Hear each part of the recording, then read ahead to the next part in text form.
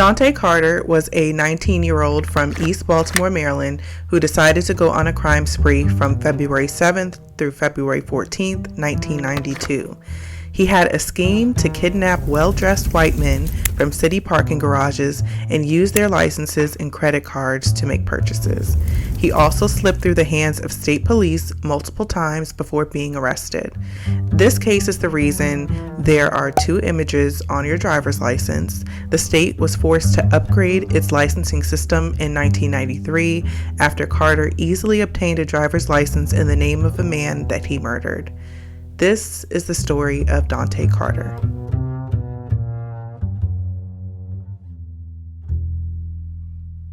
Welcome to It Takes Two. I'm Blair. I'm Chris. And today we'll be talking about a true crime story, the story of Dante Carter. Listen, we are new to this, not true to this. You see what I did there with the true? Yes. True crime. Listen, we're going to try to take a stab at this. Come on. Okay. I'm on a roll, Blair. Okay. Blair go teach us something about this case. I haven't heard anything about the case. So that's going to be the catch of every story that she brings to us, is that I have no idea what she's about to say. You ready, Blair? I'm ready. Walk me through this case. Carter was released from prison on January 29th, 1992, after serving 2.5 years on a theft sentence. So he's already just getting fresh out of jail. Yeah. The first of his crimes on his crime spree was February 7th, a kidnapping of a Dr. Ford, who was a physician at Johns Hopkins Hospital. So he's kidnapping grown adults. Yes, the intention is white men in parking garages. Oh my goodness. Yes. And Dante Carter is a black man. So Ford was approached by Carter on the 3rd floor of the hospital's parking garage and forced into the trunk of his Honda Accord, the doctor's car. Ford was in the trunk of the car and heard Carter say, "He's seen me. I've got to kill him, then burn the body." Ford escaped by popping the trunk lock after Carter parked the car at Mandalman Mall. Okay. So 4 days later, Carter picked his second victim, Vitalis Pilius.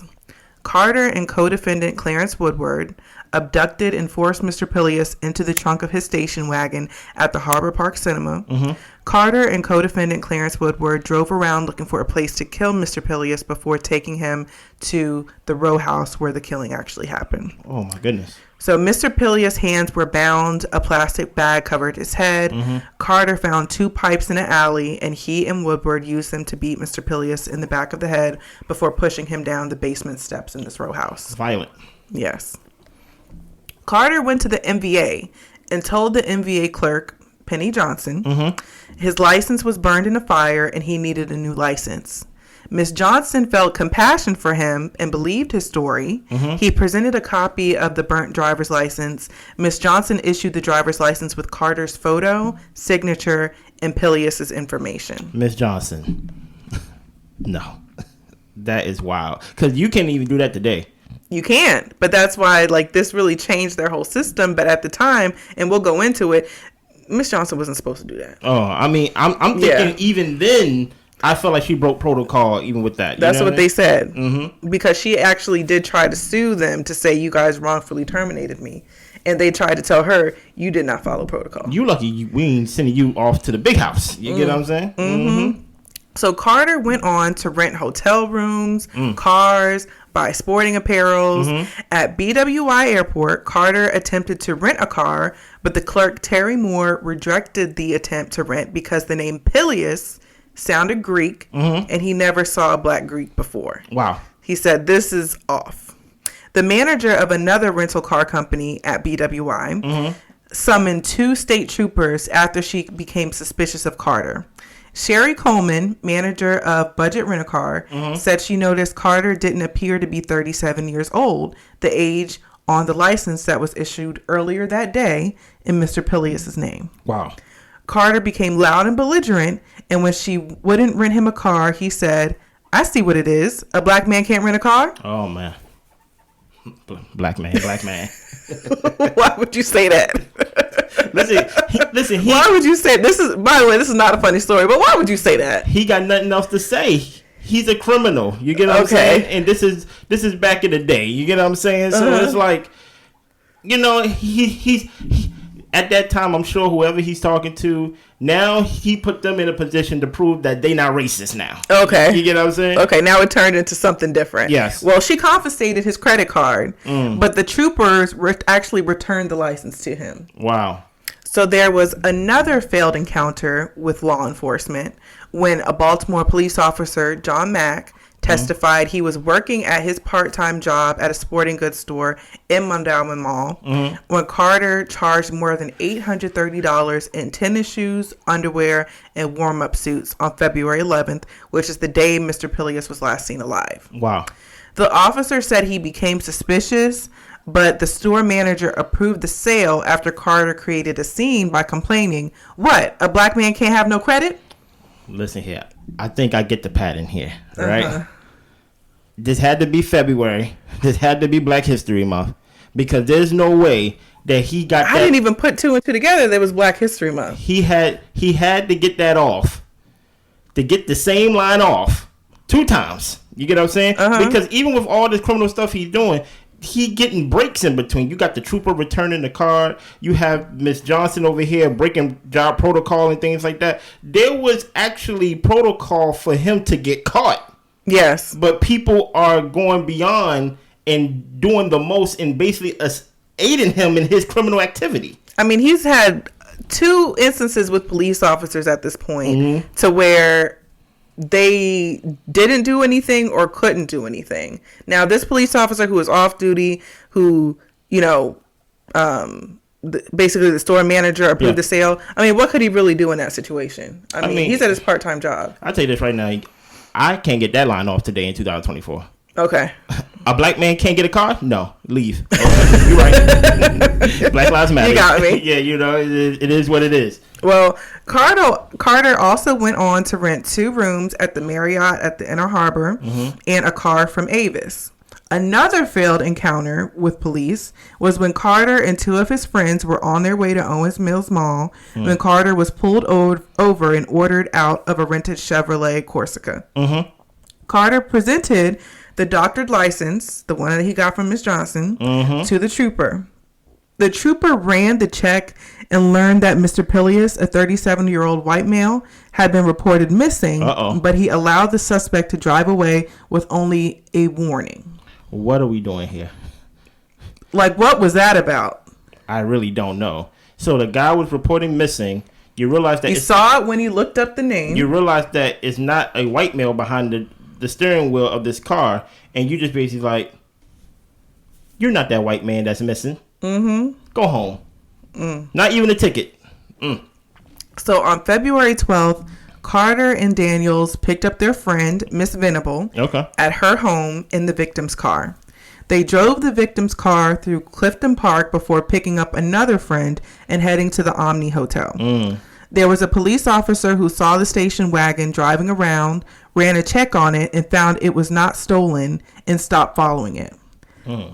Not even 5 minutes later, a citywide police radio broadcasted that car was missing. Wow.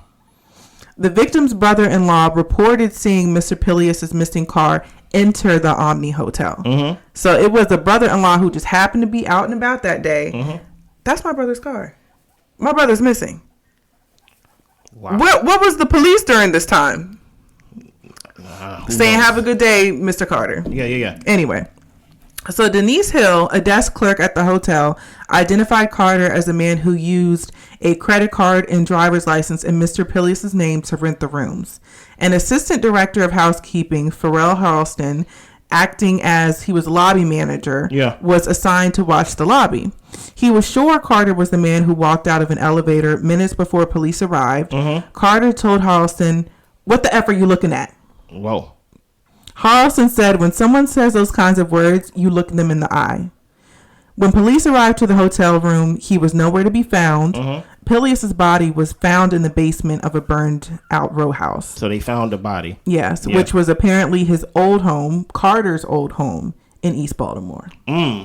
Carter heard on a police scanner around 11 p.m. on February 13th that authorities were looking for him. He bought a revolver the following morning. Of course he did. Now, the only thing I want to say is this man is causing a whole lot of scenes for somebody who is committing crimes, who literally just got out of jail, and you're going to talk to the lobby manager and say, what the F are you looking at?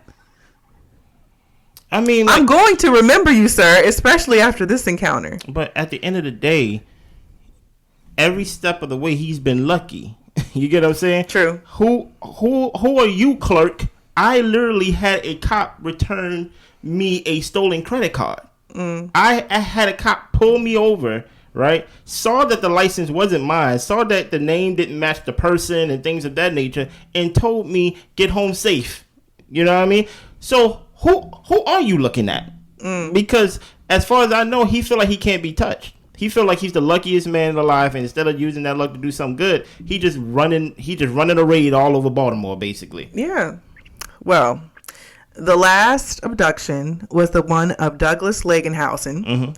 Carter went to the same parking garage at Harbor Park Cinema, the one where he kidnapped Mr. Pilius, on the 3rd floor and forced Mr. Lagenhausen into the car trunk at gunpoint on February 14th, 1992. The same day Mr. Pilius' body was found. Wow. Lagenhausen managed to open the trunk before they exited the garage. Carter told him, don't do it again. Okay. Baltimore Police Colonel Leon Tomlin was on his way to a doctor's appointment in an unmarked black Buick when the trunk popped open in a car ahead of him, and a man inside began waving a white cloth. He said a marked police car just so happened to be between his car and the car that that Mr. Lagenhausen was in. Okay. So the man in the trunk jumped out, hit the ground, and rolled. The colonel pulled up to Lagenhausen, opened the passenger door, and had him get in. So the colonel had on a uniform. Yeah. So that's why Mr. Lagenhausen got into the car, because remember, he's in an unmarked car. Yeah. Eventually, the colonel found the marked cruiser and a patrol wagon with Carter inside. So they finally got him. Finally. Mr. Lagenhausen identified Carter as the kidnapper and asked, what did you do with my wallet? Carter said he threw it away. Stop. Carter confessed that night to the kidnapping. What about the other stuff? Well, on January 18th, 1993, during the kidnapping trial for Dr. Ford, Carter jumped out the 2nd floor courthouse window in the bathroom. Listen here. So you're telling me we got this man. No. I'm following you. So yeah. You got this man. Finally got him in custody. We got him in custody. We got him in a courtroom about to see the judge, about to basically, you about to pay for the crimes and things of that nature. And they thought, hey, man, can a black man not pee? You know what? Black man can't pee. Go ahead and pee in the bathroom. I'll wait outside. Gone. Right? Now we got a manhunt. Continue. What happened was he was escorted to the bathroom by 2 guards. Yeah. They locked the door behind him and he escaped. So Carter was taken to the judge's chambers bathroom because the one for the prisoners was further away. And the judge said, just let him use this bathroom. It's closer so we can get back to trial. So much compassion. This bathroom, unlike the prisoner's bathroom, can lock from the inside. Carter wasn't shackled because during the court case, the defendant is not to appear as a convicted criminal in order to have a fair trial. Yep. Well, this was a 28-hour manhunt involving state police and federal agents. Carter took a taxi to a friend's apartment in Northeast Baltimore.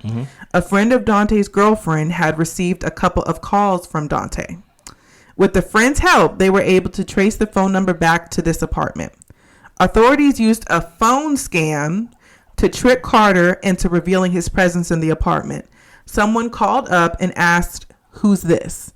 Dante said, "Man." Man is Dante's street name. Okay.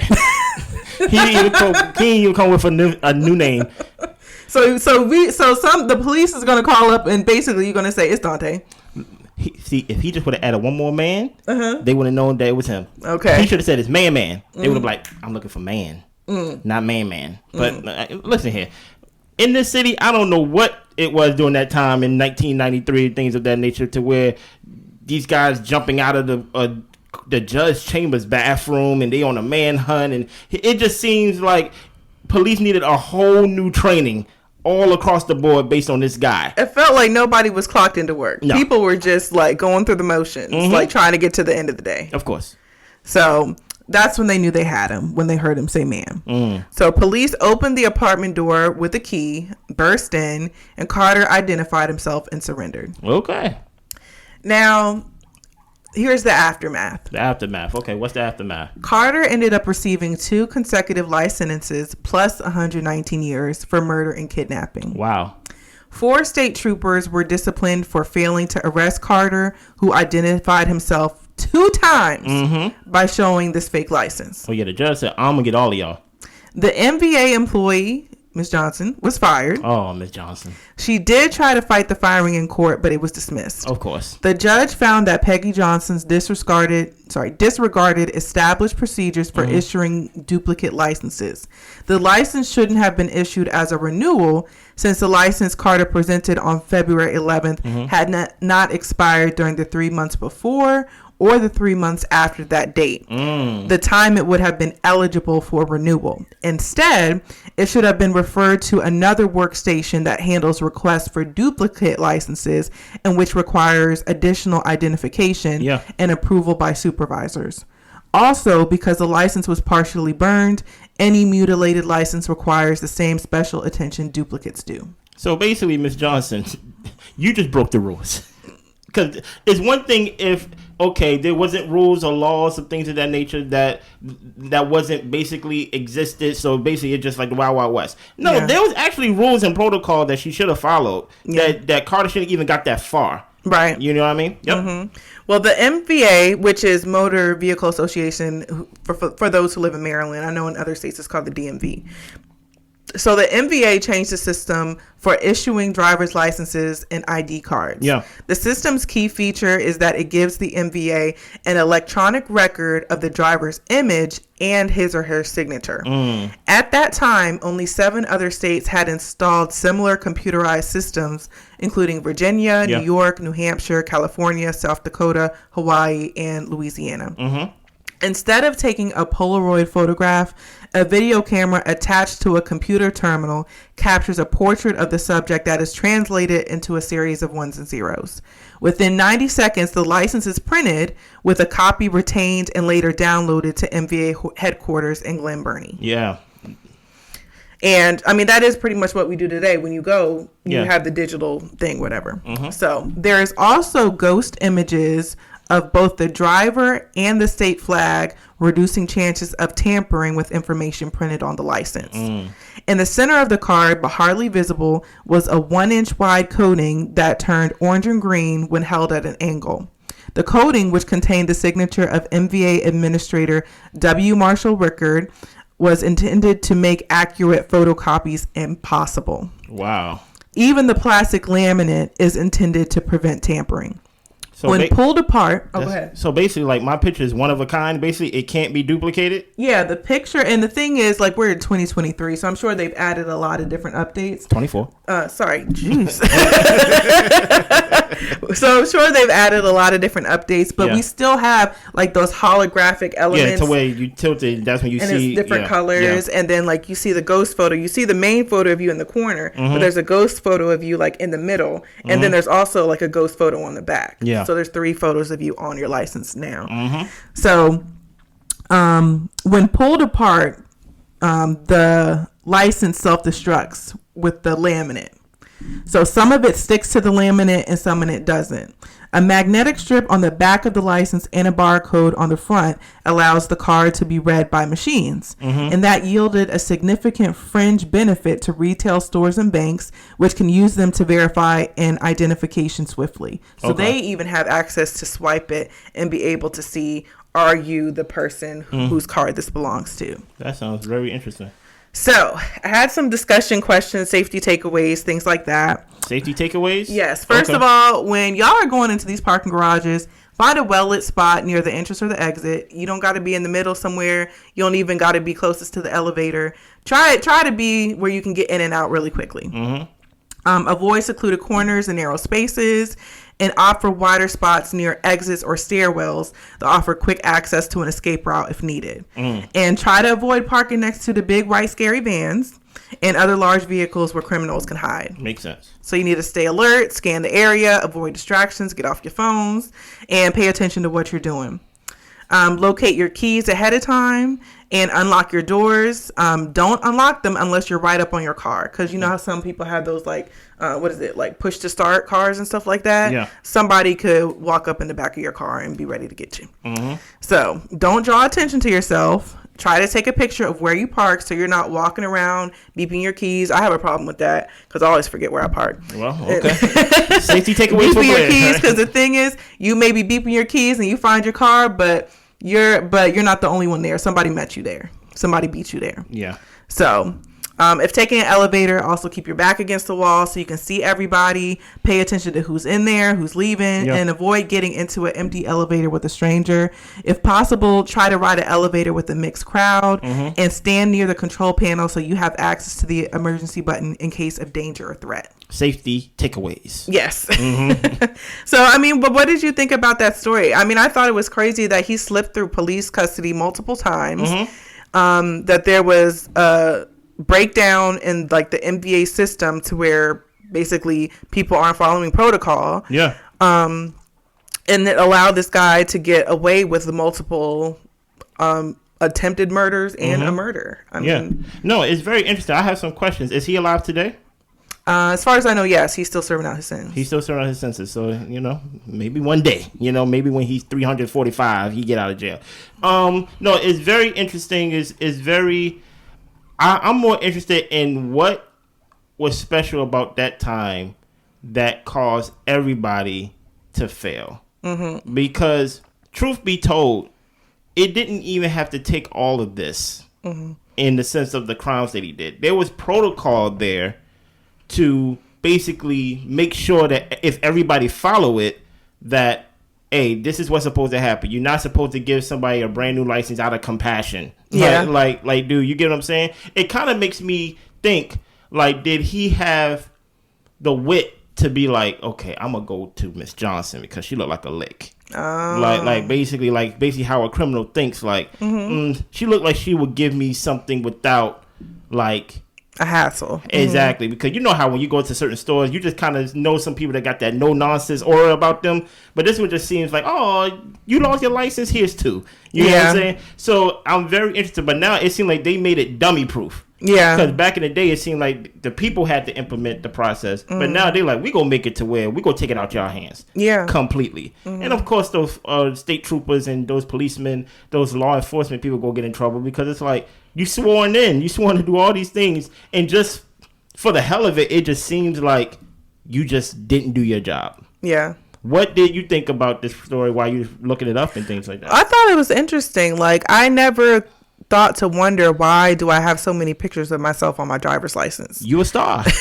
Like, I never really thought that. And then when I was looking up like different cases, I'm like, oh, there's a reason behind this. There's a case that happened. There was a whole situation and a manhunt behind this situation. So I was just really interested to learn, you know, how did this come about? And I mean, how did this basically, I mean, everybody dropped the ball. Everybody dropped the ball. But at the same time, I mean, he's a criminal. He's the one doing these things. Yeah. So definitely he got the time he deserved. But I was just shocked by, I mean, how easily he was able to slip through all these cracks and jump out a freaking a window. Yeah. And I wonder, like, of a trial. Usually what happens is, depending, I don't know how other courthouses are, but sometimes, like, depending on what window he jumped out of, it probably wasn't even that high. Yeah. You get what I'm saying? He could have been on the first floor. Because he's in the judge's chamber. So it's like, I doubt they put his chamber all the way on the top floor. You know what I'm saying? Probably easy access in and out. He probably just stepped outside. He probably didn't even have to jump or nothing like that. But it just shows that even as a criminal, he needed help.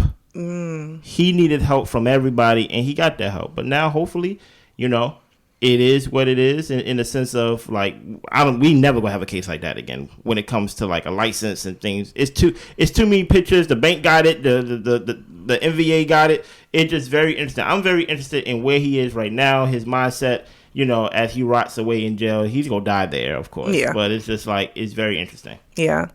Well, that's all I got. That's all you got? This was our first true crime attempt. We may have swung. We may have hit it. We may have missed. But guess what? We're going to be back again for another story. I'm very interested in the next story, in the next implement. Anything else you want to share about the true crime experience? I'm just really into true crime, so I thought it would be first interesting to look at some things that have happened around like our state. You know, what's been going on in Maryland. Yeah. So because it's always interesting to see like these big high profile cases, and I'm like, what high profile cases were around when before we were born or right as we were, you know. Okay. Thank y'all for coming out of our mom's vagine. Like I didn't know how else to say it, but yeah. Okay. Anyway, that's all I got. Okay, so you ain't have nothing else. Yeah. Anything else? That's it. That's all. Y'all be good. Bye.